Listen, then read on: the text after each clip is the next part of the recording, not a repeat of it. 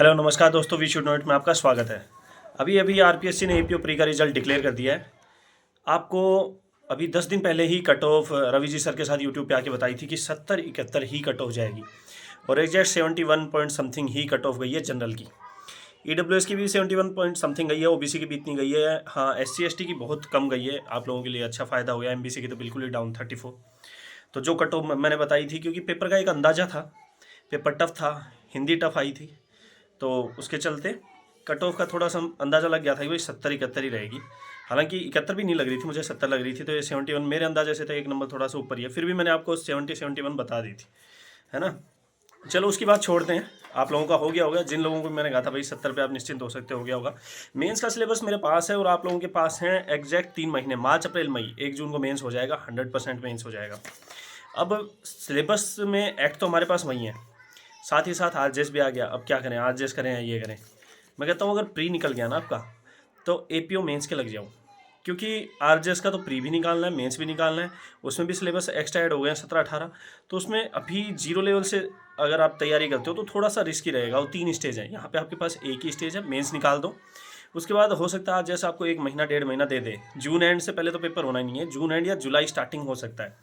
तो rare case हम जून and भी माने तो 1 महीना है ना। तो एक्स्ट्रा एक्ट्स को हम ऊपर ऊपर से देख सकते हैं और प्री को निकालने की कोशिश कर सकते हैं। हो सकता है प्री निकल जाए, मेंस के लिए तो फिर बराबर टाइम मिल जाएगा। तो जिनका ये प्री निकला है, आरजेएस के लिए मत सोचो, बिल्कुल एपीओ के लिए सोचने लग जाओ, एपीओ की तैयारी का लग जाओ। दूसरा प्लस पॉइंट एपीओ की पोस्ट का ये है भैया, पावर की जॉब है, अच्छी जॉब है, एडवोकेट बनोगे।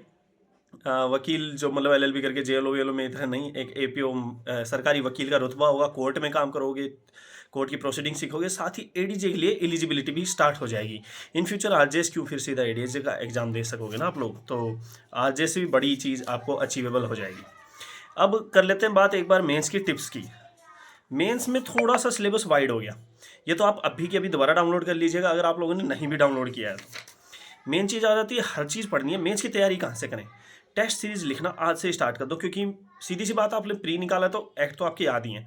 जो एक्स्ट्रा चैप्टर आपने छोड़े थे ना, उनका रिवीजन कल से ही स्टार्ट करो। जैसे कुछ चैप्टर तो पढ़ रखे हैं, कल अपनी आईपीसी ओपन कर लेना, नया एक्ट तो है ही नहीं, और उस आईपीसी को शाम तक पूरा करके कोई भी टेस्ट सीरीज जो आपने पहले ली हो अब, या फिर अब लेने वाले हो मेंस की, किसी भी अच्छी कोचिंग से ले लो और उस टेस्ट सीरीज को लिख लो। एपीओ एग्जाम आरपीएससी लेगा, जितने जेएलओ के एग्जाम लिए हैं अभी तक, रिटर्न में एग्जाम तो कोई लिया नहीं है। आरपीएससी 2010 तक क्या है, हाईकोर्ट की जगह हमारे आरजेएस के एग्जाम लिया करती थी। तो मेंस में डायरेक्ट क्वेश्चन आते थे, व्हाट इज रेस ड्यूटी काटा वगैरह सीपीसी के। तो अब यहाँ से भी डायरेक्ट क्वेश्चन पिकअप होने वाले हैं, what is theft, what is robbery, इस तरह से। तो माइनर पे खास तौर पे ध्यान दे लेना, मेजर से तो डायरेक्ट क्वेश्चन आएंगे, हर एक्ट से ही डायरेक्ट क्वेश्चन आएंगे। तो कोई भी टेस्ट सीरीज कर लेना, एक भी क्वेश्चन आपका मिस नहीं होगा।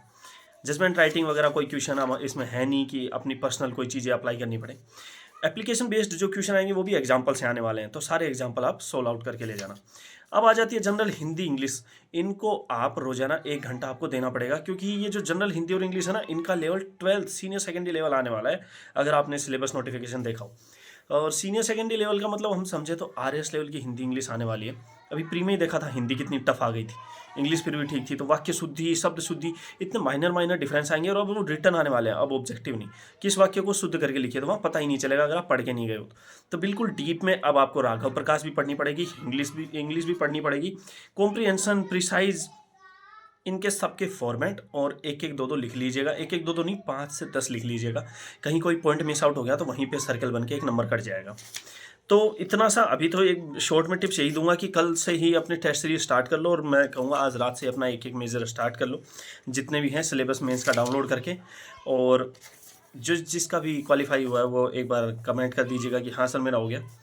कट ऑफ की बात 71 है। अब मेंस कितने नंबर का होने वाला है हमारा, 300 + 400। यहाँ एक कट ऑफ की डिक्लेरेशन तो खैर पेपर तक नहीं कर सकते, लेकिन ये जो 300 नंबर लो वाले हैं ना, इनमें आपको कम से कम भी 3 घंटे का पेपर है। ये मान के चलते हैं कि हम हर एक एक्ट से 2-2, 3-3 क्वेश्चन तो कम से कम पुटअप होंगे ही।